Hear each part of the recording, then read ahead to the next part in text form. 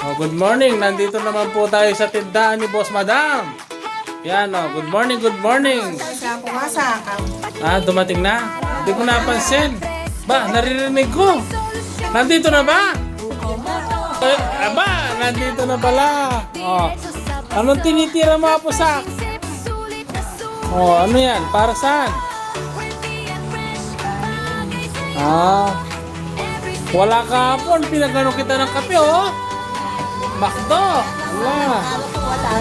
Wala, hindi man yun. Oh.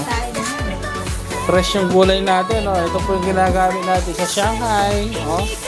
Mga pabalat. Ito, maubos po lahat yan. Ayan. Oh. Masarap po yung sinigang ni Apusak kasi maraming bawang. Oh. Dalawang bawang. Oh. Hindi niya po tinitipid. Oh. 1 hour later. Ah, masira. Oh, ito, nagluto na po ng Shanghai si Boss.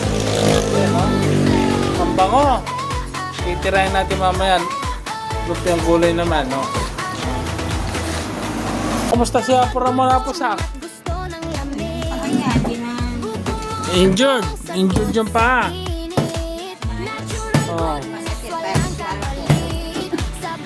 Yun po, may bumili, oh. Ano sabi mo, Apusak? Si Apo din, maral. Pagpaa niya, masakit. Ang masakit. Kailangan nilalakad niya yun kasi pag hindi nilalakad, magka-arthritis. Yun yung isasama mo.